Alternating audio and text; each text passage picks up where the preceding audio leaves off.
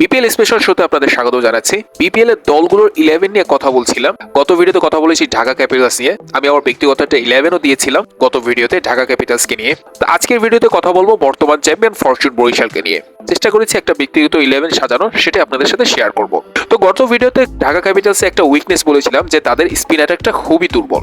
তো ফরচুন বরিশালকে নিয়ে যখন আমি একটু রিসার্চ করলাম তখন তাদের একটা সবচেয়ে বড় উইকনেস আমার সামনে ধরা পড়েছে। তার আগে বলে নেই যে তাদের আরেকটা উইকনেস আছে। এখন এটাকে আমি উইকনেস বলবো না তাদের সমস্যা বলবো না কি বলবো আমি বুঝতে পারছি না। সেটা হচ্ছে যে তাদের এত প্লেয়ার যে তারা কাকে রেখে কাকে খেলাবে। তো তাদের উইকনেসের জায়গায় আসি। তো তাদের সবচেয়ে বড় যে উইকনেসটা আছে যে তাদের দেশীয় কোনো কোয়ালিটি সম্পূর্ণ ফাস্ট বোলার নেই। মোহাম্মদ সাইফুদ্দিনকে তারা ছেড়ে দিয়েছে, জানি না কেন তাকে ছেড়ে দিয়েছে।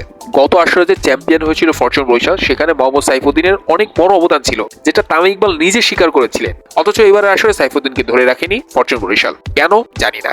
ইবাদত হোসেন চৌধুরী আছেন, কিন্তু তিনি খেলার মতো কতটুকু ফিট আছেন এরকম অনেক প্রশ্ন রয়েছে তাকে নিয়ে। তো স্ক্রিনে দেখতে পাচ্ছেন ফরচুন বরিশালের স্কোয়াডটা। তো এই স্কোয়াড থেকে আমি চেষ্টা করেছি বেস্ট 11টিকে সাজানোর, তো সেটাই আপনাদের সামনে এখন শেয়ার করছি। তো ওপেনিং এ অবশ্যই Tamim Iqbal Khan, captain plus opener Tamim Iqbal Khan. তো তামিম ইকবালের ওপেনিং পার্টনার হিসাবে ডেভিড মালানকে রাখছে। আর নাম্বার 3-তে অবশ্যই কায়েল মায়ার্স, তাকে ছাড়া কোনো কথাই হবে না। নাম্বার 4-এ আমি মুশফিকুর রহিমকে রাখছি, অভিজ্ঞ একজন ব্যাটার। এরপর নাম্বার 5-এ তাওহিদ হৃদয়। নাম্বার 6-এ আমি রাখছি মাহমুদুল্লাহ রিয়াদকে। এখন একবার চিন্তা করেন 1 থেকে 6 পর্যন্ত ব্যাটিং লাইন আপনি চিন্তা করেন কতটা দুর্দান্ত একটা ব্যাটিং লাইন আপ। নাম্বার 7-এ রিশাদ হোসেন। নাম্বার 8-এ জেমস ফুলার, একজন সিমিং অলরাউন্ডার। বল হাতে যে কোনো সময় একটা ম্যাচ ঘুরিয়ে দিতে পারেন, ব্যাট হাতেও যে কোনো সময় একটা ম্যাচ ঘুরিয়ে দিতে পারে। নাম্বার 9-এ আমি যাকে রাখছি তার সাথে রিসেন্ট টাইমে সাইন করেছে ফরচুন বরিশাল, তিনি হচ্ছেন শাহিন শাহ আফ্রিদি। শোনা যাচ্ছে শুরু থেকেই নাকি শাহিন শাহ আফ্রিদিকে পাবে ফরচুন বরিশাল, যার কারণে আমি নাম্বার 9-এ শাহিন শাহ আফ্রিদিকেই রাখছি। নাম্বার 10-এ অবশ্যই তানভীর ইসলাম এবং সবশেষ নাম্বার 11-এ রিপন মন্ডলকে রাখছি। হ্যাঁ, যদি ইবাদত হোসেন ফিট থাকেন তাহলে তো অবশ্যই ইবাদত হোসেনই প্রথম চয়েস থাকবেন। তো এই হচ্ছে আমার ব্যক্তিগত 11। শুধু তারা একটা জায়গায় ভুগতে পারে, সেটা হচ্ছে দেশি ফাস্ট বোলারদের নিয়ে।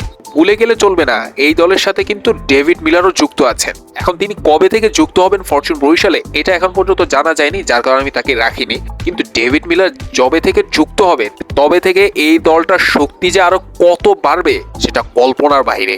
হ্যাঁ, এখন হয়তোবা অনেকে আমাকে প্রশ্ন করবেন যে ভাই নাজমুল হোসেন শান্ত কোথায়, শান্তকে কেন রাখলেন না?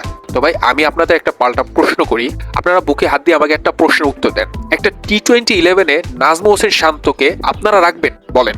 হ্যাঁ, সামনে যদি তিনি খেলার ধরন পাল্টান, তার টেকনিক পাল্টান, তাহলে তাকে নিয়ে চিন্তা করবো। কিন্তু আপাতত তার খেলার যে টেকনিক বা তার যে খেলার ধরন সেইটা দেখে আমি আপাতত T20-11-এ শান্তকে রাখবো না। তো সাইফুদ্দিনকে না নিয়ে শান্তকে কেন নিল এটা আমার মাথায় ধরছেই না। নাজমুল হোসেন শান্ত কিসের কাজে আসবেন আমি জানি না।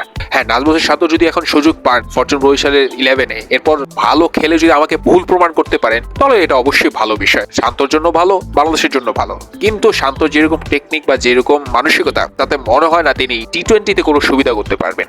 তো যাই হোক, এই ছিল আমার ব্যক্তিগত 11। তো এখান থেকে আমার 11-এ যদি আপনারা কোনো চেঞ্জ করতে চান তাহলে সেটা করতে পারেন, যে ভাইয়া এই প্লেয়ারকে বসে এই প্লেয়ারকে খেলালে ভালো হবে, সেটা আপনারা অবশ্যই করতে পারেন।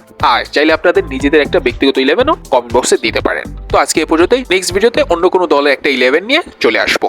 আল্লাহ হাফেজ।